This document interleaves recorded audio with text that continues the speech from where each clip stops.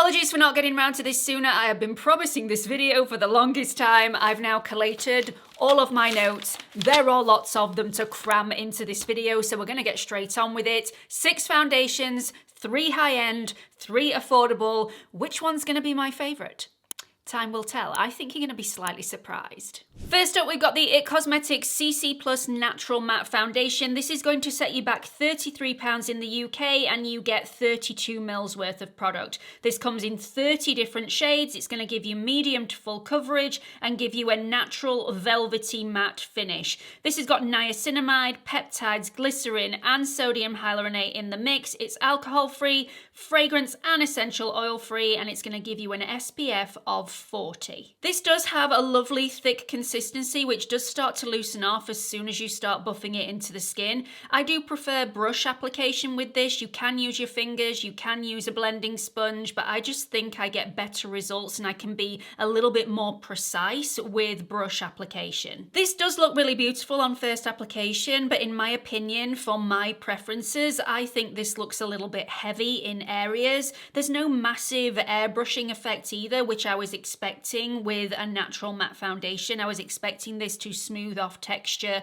pores, any imperfections, and it didn't really do that. With this being a matte foundation, I thought it would keep my oils at bay a little bit more, and this got shinier and shinier and shinier as the day wore on, which I was a little bit disappointed about. At the end of the day, it was on my skin, but there was some cakiness, there was a lot of heaviness in between my brows, around the corners of my nose, on my chin. So all in all, I was a little bit disappointed with this, especially as I love all of the other IT Cosmetics CC products. I was a little underwhelmed by this one. I thought the CC Plus Natural Matte would be catered for those with an oily skin, so I wasn't expecting to absolutely love it. In fact, I thought I would find this quite drying on my skin, but actually it was the opposite. This was really nourishing on my skin, which I liked, but it really didn't wear well on my oilier areas, which I was confused about and very disappointed. So for those of you with an oily skin, I don't think you're going to get on with this either.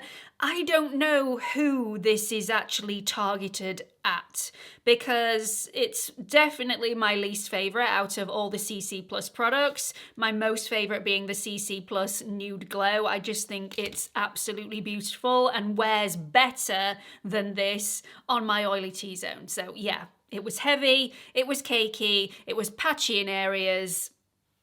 It was a no. Next up, we've got the Urban Decay Face Bond Foundation. So many people have asked me if I prefer the Face Bond Foundation over the Huda Beauty Easy Blur Foundation. So we'll get onto that at the end of this section. But for now, this is the Urban Decay Face Bond Self-Setting Waterproof Foundation. It costs £36.50 in the UK and you get the standard 30ml. This comes in 40 different shades. It's going to give you medium buildable coverage with a natural matte finish. It's got some niacinamide in the formula to help smooth and brighten. It does contain alcohol, but it is fragrance and essential oil free. You can apply this with a sponge, with your fingertips, or with a brush. Although I do prefer brush application, I do think this looks more natural with fingertip application, so just bear that in mind. The Face Bond Foundation is supposed to be long wearing. I don't think it sets too quickly. There is quite a lot of playtime within the formula. It blends into the skin really beautifully. It's smooth with no tackiness on the dry down, and it's smoothing and incredibly airbrushing on my skin. Like a lot of waterproof formulas, this can be temperamental depending on the skincare that you layer underneath it. So just be warned, that is definitely something that I would note with this particular foundation. This can lift,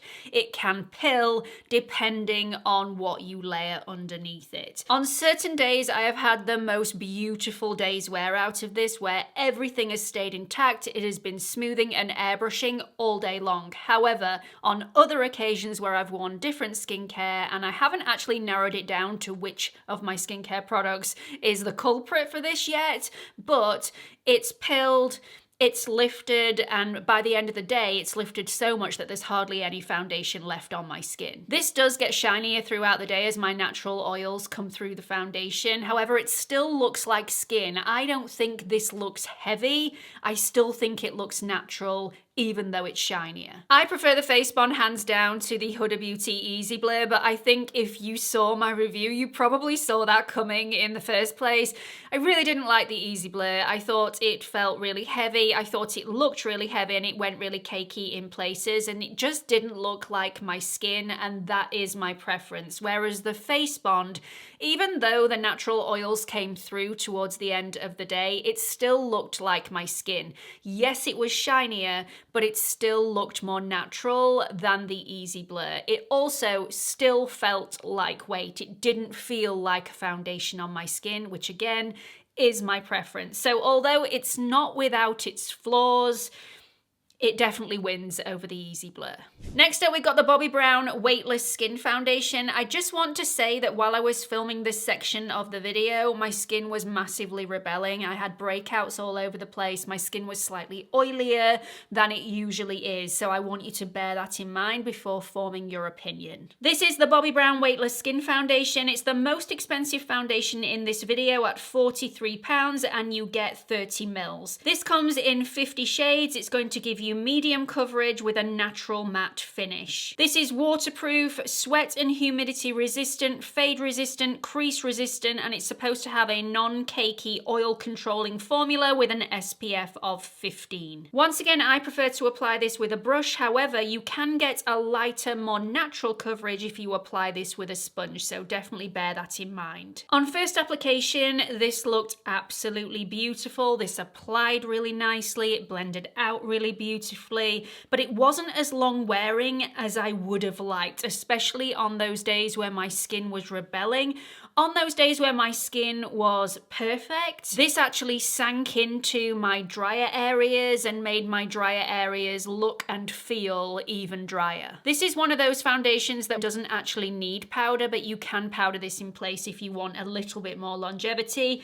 It did look a little bit shiny, and a lot of the foundation was missing at the end of the day. On another day, this looked shiny, but all the foundation was intact. I have to say, although the Bobbi Brown foundation looked nicer, felt nicer, wore nicer on my skin than the IT Cosmetics Natural Matte Foundation, I'm in the same sort of quandary, wondering who this is going to suit best, because it really didn't wear well on my dry areas. My dry areas just looked dry, felt dry, and really didn't work well on my oilier areas, especially those temperamental oilier areas where none of the foundation was left on my skin at the end of the day. I have to bear in mind that my skin was super temperamental on the days of filming, but still not my favorite and the most expensive. So we go from the most expensive to the most affordable foundation that's featuring in this video today. We've got a product from Collection. This is the Lasting Perfection Full Coverage Satin Finish Foundation. It is so super affordable, $7.99 for 27 mils. Yes, it's less than standard, but it's only $7.99. This comes in 28 shades and is going to give you medium to full coverage with a natural satin finish. This is infused with collagen peptides and hyaluronic acid. It's also got chamomile and aloe in there to really soothe, and niacinamide, vitamin E, and glycerin to hydrate and protect. Once again, this can be applied with a brush, sponge, or fingers. Again, I prefer brush application. That is my method of choice. The Lasting Perfection Satin Finish has such a beautiful finish. I do prefer the matte version, but if you like something with more of a sheen that is also long lasting, then this foundation you are going to want to give a go. This is not transfer resistant, but you can powder it in place to add a little bit more longevity. It doesn't sit in fine lines, pores, or dryness, and it has a really decent wear time without any cakiness whatsoever. I mean, all this was intact on my face at the end of the day. It's $7.99. $7.99. blown away. I've been so excited to review this next foundation. I have been a huge fan of No7 based products for the longest time. I absolutely adored the No7 Hydroluminous foundation until they changed the formula, and then it all went downhill from there, and I was left a little bit devastated actually. So I've tried to keep my expectations as low as physically possible for this foundation so not to cloud my judgment. This is the No7 Radiance Plus Brightening Foundation. It costs £16.95 in the UK and you get 30 mils. It comes in 15 different shades and it's going to give you light to medium coverage with a radiant soft focus finish. The brightening foundation has 1% vitamin C, 5% niacinamide, vitamin E, ginseng and glycerin in the formula for hydration. It's also alcohol free and fragrance and essential oil free as well. Once again, I prefer brush application with this particular foundation. You can apply this with a sponge, but the coverage is pretty much non-existent with that method of application. So if you're wanting something extremely natural and skin-like, sponge application would be my recommendation. But if you're wanting something with a little bit more coverage, brush application or finger application would be my go-to. This glides onto the skin absolutely beautifully, and it has a lot more coverage than I initially anticipated. I was expecting to get very light coverage with this because that's what I'd seen from social media, and I definitely got a really decent medium coverage out of this with a brush. The radiance and sheen of this foundation also wasn't as strong as I was expecting, which I was pleasantly surprised about because I'm not overly into really dewy foundations, and this had the right level of radiance for me. It still looked like skin. It looked glowy but not sweaty. The jaw-dropping thing about this foundation is that it had that level of radiance while still being able to blur my imperfections, which I thought was absolutely fantastic. It doesn't fully dry down though, so there is a level of tackiness on the surface of the skin. Powder does help with this, but it doesn't completely erase the tackiness. So this isn't going to be transfer resistant. It does last up to 12 hours though, which I was really impressed with. It doesn't sit in my dryness or my pores or my fine lines, and although it was shinier after 10 hours, it was definitely still passable. All in all, I was really impressed with the No7 foundation, and I do think it has that versatility depending on the level of coverage that you're wanting on a particular day. So yeah, I really liked it. And finally, the Max Factor Miracle Pure Skin Reset 2-in-1 Serum Foundation. I was not expecting to like this, so let's dive in. This is the Max Factor Miracle Pure Skin Reset Foundation. It costs £16 in the UK for 30 mils. It is always on offer though, so definitely hunt down a bargain. It's often on 3 for 2 in Boots and also in Superdrug. You get 9 shades with this, which is really poor. Light to medium coverage, satin matte finish, and it's a 2-in-1 serum formula. Skincare meets foundation in a really lightweight serum. This has got niacinamide, vitamin E, glycerin, sodium hyaluronate. It's also got bisabolol for soothing. It does contain a fragrance, but there is no alcohol within the formula. I do prefer brush application with this, although fingers are also a good option. This gives adaptable coverage depending on what you require. It's always lightweight and it always feels hydrating. There is a little tackiness on the surface of the skin after application, but to my surprise, that actually disappeared quite quickly. This is incredibly flattering and it can be powdered in place depending on your desired finish. The shinier you want this, the less powder you want to apply over the top. If you absolutely loved the L'Oreal or the Maybelline skin tints, the ones that come in a very similar packaging to this with the dropper bottle, but you found that you couldn't use those particular skin tints every single day because of the high levels of alcohol within those two formulas, you need to get your hands on this because this has all the similarities, all the good points of those two skin tints with zero alcohol in the formula. Yes, it has fragrance, but it doesn't have the drying alcohols in here, and it is really beautiful on the skin. The only negative I can come up with this is that it It is so hydrating and nourishing with the formula, with all of the skincare ingredients that are built into this.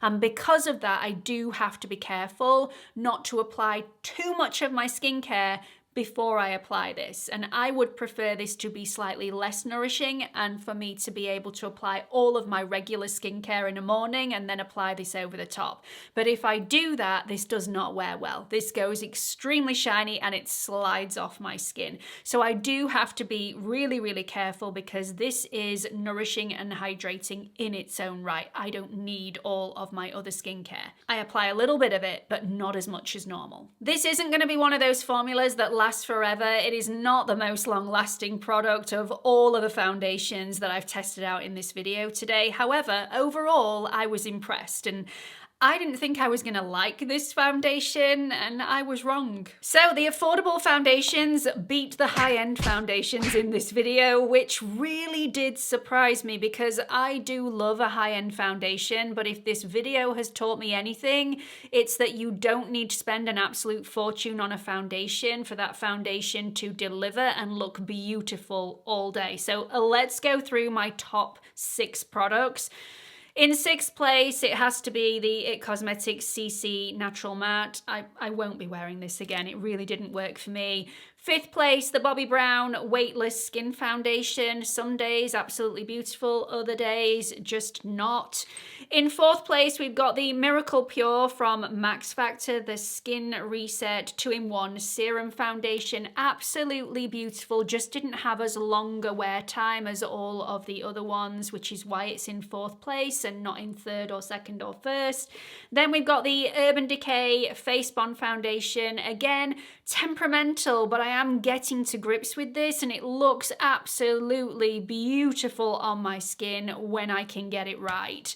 The No7 Radiance Plus Foundation is in position number 2, and in my top spot, $7.99 from Collection, the Lasting Perfection Satin Finish Full Coverage Foundation.